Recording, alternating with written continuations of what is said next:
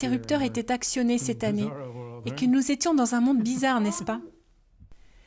Nous sommes dans un monde bizarre depuis la minute où ils ont commencé à voler l'argent. Nous sommes entrés dans un monde bizarre et je pense que, vous savez, la seule différence est que maintenant, ils ont déplacé tout l'argent et la réalité officielle s'est éloignée de la réalité de plus en plus. Vous savez que cela fait partie intégrante du secret. Beaucoup de gens pensaient qu'ils pouvaient rester au milieu de la route. Et maintenant, ce qui est clair, c'est que vous savez que vous devez suivre la secte ou la vérité. Le milieu de la route s'éloigne et chacun doit choisir ce qu'il veut. Parlons des émeutes. Ok, lorsque les émeutes ont commencé et que les dirigeants ont décidé que vous ne pouviez pas aller à l'église à cause du danger du virus magique, mais que vous pouviez aller aux émeutes et protester, mon équipe et moi avons commencé à nous pencher sur les émeutes. La première chose que nous avons faite, c'est d'examiner l'État, les villes,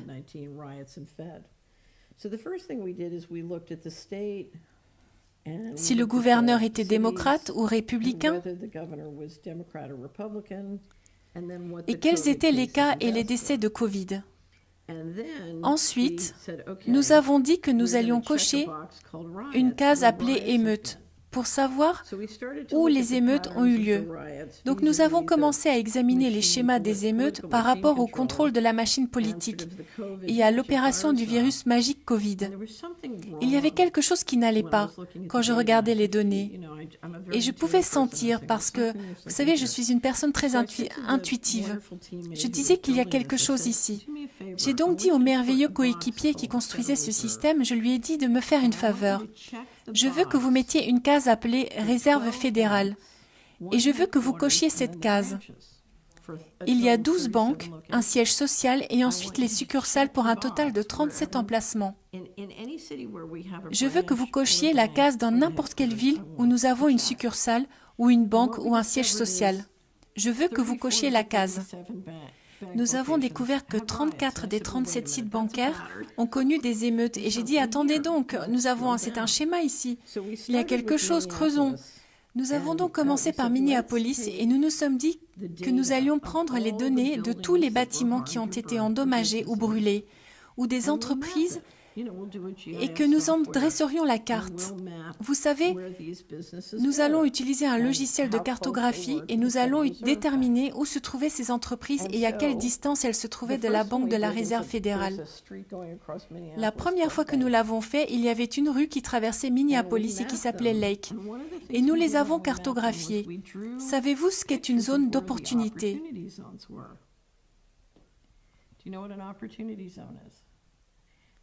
Une zone d'opportunité est un mécanisme d'abri fiscal créé en 2018 pour aider les milliardaires de la technologie qui vendent leurs actions à éviter les plus-values. Ainsi, si vous êtes Jeff Bezos et que vous vendez 10 milliards de dollars d'actions cette année, vous pouvez, si vous transférez le produit de la vente vers des investissements dans des zones d'opportunité et que vous les gérez d'une certaine manière, éviter toute imposition sur les plus-values, ce qui est incroyablement rentable. Maintenant, si vous regardez les émeutes, quand j'ai vu pour la première fois que tous les bâtiments et les entreprises détruites le long de Lake Street étaient au fond de l'opportunité, j'ai commencé à rire et j'ai dit « Vous savez, j'étais secrétaire adjoint au logement. Ce n'est pas un modèle d'émeute, c'est un plan d'acquisition de biens immobiliers. » Qu'est-ce que vous voulez dire par là? J'ai donc une série de petites entreprises florissantes, dont beaucoup appartiennent à des Afro-Américains et à des Hispaniques le long d'un boulevard particulier dans la zone d'opportunité. Si je déclare d'abord que l'entreprise n'est pas essentielle et que je la ferme, c'est le virus magique. Alors je la déclare d'abord non essentielle et maintenant elle a des vrais problèmes parce qu'elle ne peut pas faire son travail. Et ensuite il y a des émeutes, des incendies, des dégâts. Si j'avais été vraiment intelligent, j'aurais retiré leur assurance juste avant de le faire. Maintenant que leur entreprise est fermée, ils sont accrochés à leurs dettes, que ce soit leur hypothèque ou leur crédit. Mais pire encore, leur bâtiment a été endommagé. Et bien sûr, l'assurance ne couvre pas toutes les réparations. Il va donc être beaucoup plus facile et moins cher pour moi d'acheter tous ces bâtiments, n'est-ce pas? Et voilà. Nous avons donc cartographié Minneapolis, puis Kenosha, puis Portland. Et maintenant, nous faisons un projet dans l'Ohio. Et les modèles que nous voyons, si vous regardez les groupes où se trouvent les dégâts, je parle en tant que secrétaire adjoint au logement. Ce sont, à mon avis, des plans d'acquisition de biens immobiliers que vous connaissez parfaitement, surtout quand ils viennent s'ajouter à la déclaration de non-nécessité de toutes ces petites entreprises et à leur fermeture. Nous les limitons. Je suis sûre que vous avez beaucoup de restaurateurs là-dedans. Par exemple, si vous regardez San Francisco, 49% des entreprises de San Francisco devraient fermer d'ici la fin de l'année. Savez-vous combien de biens immobiliers vous allez pouvoir acquérir à bas prix? Ce sera phénoménal. Il est important de comprendre que cela rend la construction du réseau intelligent dans les villes fédérales plus économique. Je vous rappelle que 34 des 37 villes ont une banque fédérale ou une succursale, ce qui rend la construction du réseau intelligent autour des banques fédérales beaucoup moins chère. Ce que je suppose que vous voulez faire quand vous voulez sortir un système de cryptage. OK. Donc, Monsieur Global en arrive maintenant au point où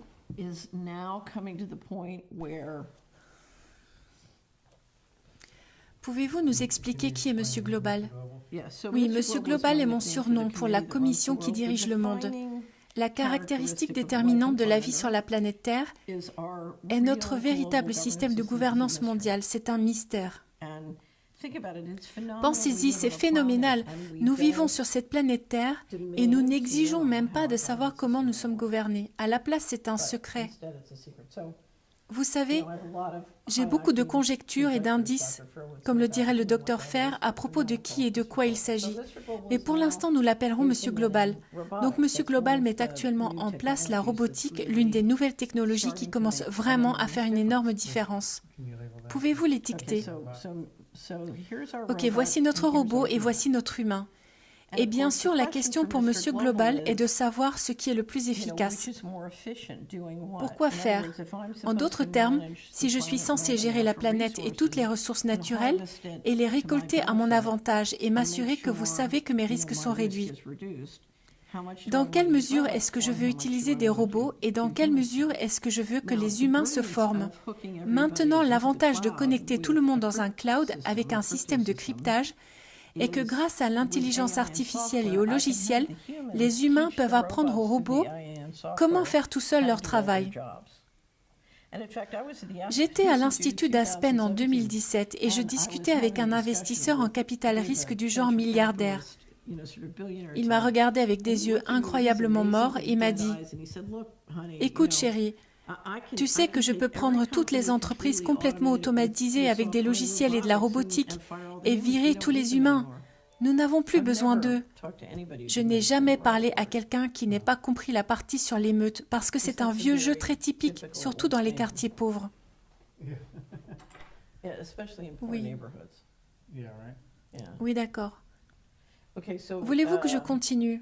Nous avons donc Monsieur Global au sommet.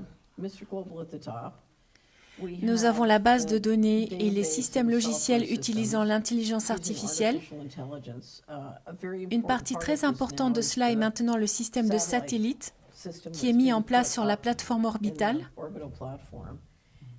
Et en utilisant les télécommunications et la technologie numérique, vous avez la possibilité de suivre et de surveiller 24 heures sur 24, 7 jours sur 7, vos humains et vos robots. Et la question pour Monsieur Global est, qu'est-ce qui est plus efficace? Si je peux tout faire avec des robots, que dois-je faire avec les humains? Je n'ai plus besoin d'eux. Alors, est-ce qu'on est en train de construire une sorte d'agriculture humaine ou quelque chose comme ça? Ils la décrivent comme une gestion des ressources. Et si vous regardez la technocratie et les écrits sur la technocratie, nous sommes si nombreux à décrire que nous passons des systèmes que vous connaissez à une technocratie. Dans une technocratie, vous avez deux visions différentes du monde. Ma vision du monde est que les humains sont des individus souverains dont la liberté vient de l'autorité divine. C'est ce que la Déclaration des droits de l'homme, la Déclaration d'indépendance, la Constitution disent. Tout tourne autour de l'image d'un individu souverain comme quelque chose qui est libre par l'autorité divine. Dans la vision de la technocratie, un humain est une ressource naturelle, comme un gisement de pétrole, et doit être utilisé comme tel. Il n'est pas un individu souverain. Son travail est soit plus efficace, soit moins efficace qu'un robot dans différentes fonctions.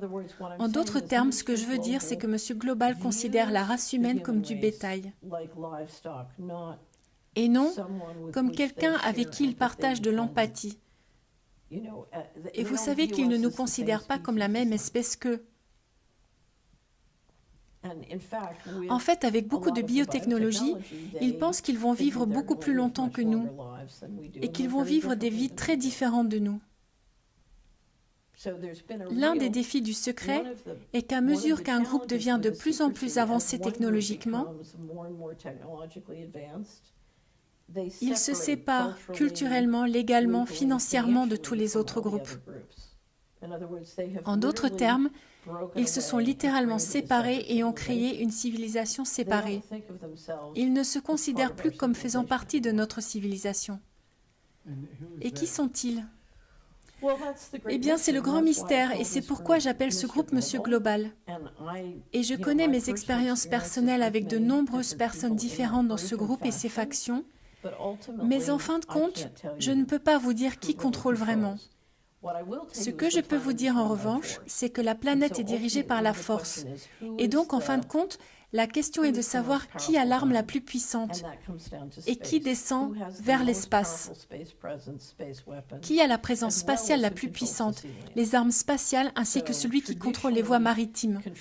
Donc, traditionnellement, le contrôle derrière la monnaie de réserve vient du contrôle des voies maritimes, mais aussi des satellites. La question alors est de savoir qui contrôle quoi et qui a quelles armes. L'une des raisons pour lesquelles vous avez assisté à une discussion très intéressante aux États-Unis ces 2 dernières années est que Trump a beaucoup parlé de la force spatiale, de ce qui est possible dans l'espace, et il fera ses allusions à nos armes magiques dans l'espace, que les généraux considèrent alors comme très désapprobateurs. Ne parlez pas de ça. La réponse est que nous ne savons pas. Nous ne savons pas. Ce que nous savons, c'est que dans la compétition actuelle entre la Chine et l'Amérique, le joueur qui a la position la plus dominante dans l'espace a le pouvoir de contrôler la planète entière.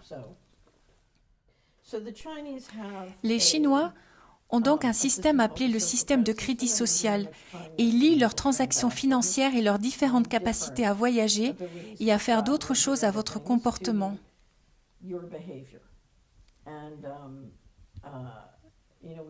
Nous avons vu différentes émissions de télévision parler de ce genre de système. Mais vous parlez d'un monde où, comme nous le voyons en Chine, la plupart des gens sont surveillés 24 heures sur 24, 7 jours sur 7. Et où leurs incitations financières et leurs pouvoirs financiers sont liés à leur comportement. Et je décrirai cela essentiellement comme un système d'esclavage, car il n'y a pas de liberté personnelle. Donc, dans une certaine mesure, la technocratie va nous faire évoluer vers un système similaire au système chinois de crédit social. Donc, on peut être puni en cas de mauvaise conduite. Dans le système actuel, il faut en théorie obtenir un certain type d'emploi pour gagner une certaine somme d'argent. Dans le nouveau système, il faut travailler pour un certain type d'entreprise et atteindre une certaine notoriété pour être autorisé à se déplacer à plus de 8 km de chez soi ou à prendre l'avion. Il y aura un ordre de priorité en fonction de votre liberté de voyager ou de vous déplacer ou du type d'accès aux ressources dont vous disposez, et donc de l'argent que vous pouvez gagner. Mais n'oubliez pas que vous entrez dans un système où s'ils croient pouvoir tout automatiser grâce à des logiciels de robotique et de l'intelligence artificielle, il vous sera d'autant plus difficile de partager les bénéfices et la richesse du système que le groupe central peut en tirer beaucoup plus. En d'autres termes, ils ont un miroir sans teint. Ils peuvent voir tout ce que vous faites. Vous ne pouvez même pas voir qui ils sont. D'accord. Ce qu'il est très important de comprendre à propos de ce qui se passe, c'est que la majorité des gens ont été... Si nous parlons d'un système transhumaniste, ou vous savez, en bref, d'un système d'esclavage, la plupart d'entre nous l'ont soutenu, l'ont financé et l'ont construit. Alors, quand je regarde tous les dirigeants des grandes entreprises pharmaceutiques, pourquoi construisent-ils un système où leurs propres enfants ou petits-enfants seront esclaves? Pourquoi les banques centrales le font-elles? Il existe une théorie en Amérique depuis de nombreuses années, selon laquelle si je gagne suffisamment d'argent, je peux obtenir une dérogation. Je peux en sortir, je peux manger des aliments biologiques, ne pas manger les OGM et mes petits-enfants, vous savez, n'auront pas à se faire vacciner. Mais si vous regardez qui met en œuvre toutes ces différentes activités, vous savez que nous construisons notre propre système d'esclavage. Et cela signifie que nous avons le pouvoir d'arrêter. En d'autres termes, nous n'avons pas à financer les entreprises qui font cela. Nous n'avons pas à travailler pour les entreprises qui font cela. Et en fait, nous n'avons même pas à payer nos impôts parce que les gouvernements enfreignent toutes les lois relatives à la gestion financière. Nous avons la capacité de les tenir responsables. Donc nous construisons la prison et nous la finançons, ce qui nous donne le pouvoir d'arrêter. Et c'est pourquoi il est si important que nous voyions où va le système. Il n'y aura pas d'exception. Alors, quelle est la solution? La solution est la suivante, apporter de la transparence à ce qui se passe, comprendre où va le système et arrêter de le construire. Vous savez que si vous travaillez pour une grande entreprise pharmaceutique et vous construisez ceci, mais arrêtez, trouvez autre chose à faire comme construire des systèmes locaux d'aliments frais pour que vous ayez de la nourriture. Vous savez, alors arrêtez de le financer. Commencez à discuter de l'avenir et surtout de ce que nous voulons faire. Car nous allons devoir reconstruire l'économie de bas en haut si nous ne voulons pas être hautement centralisés. Tout se résume donc à ce que j'appelle faire le ménage. Un jour, à Washington, je faisais un chèque sur mon compte bancaire privé de JP Morgan Chase. Et pendant ce temps, j'étais engagée dans 12 différents types de litiges avec des personnes qui essayaient de créer la bulle immobilière. J'ai réalisé pourquoi je travaillais dans la banque qui commet cette criminalité, qui détruit des communautés, qui fait des prêts prédateurs. Et je me suis dit, vous savez, je dois être honnête. Je dois arrêter de travailler dans la banque. Si demain, tout le monde se réveillait en Amérique et arrêtait de faire des opérations bancaires à JP Morgan Chase et disait « Vous savez que vous êtes des criminels, nous ne voulons rien avoir à faire avec vous, nous sommes sortis et nous sommes allés dans une coopérative de crédit locale ou une banque communautaire. » Ce serait une révolution, une totale révolution. Si une vingtaine de femmes se tournaient vers les grands dirigeants Big Pharma et leur disaient « Vous savez, ce que vous faites est dégoûtant, pas de sexe, bas et dehors », ce serait une révolution. Nous avons donc le pouvoir de changer cela, mais nous allons devoir dire la vérité, car nous sommes presque tous complices de la mise en œuvre de cette mesure. Ce n'est pas eux, c'est nous.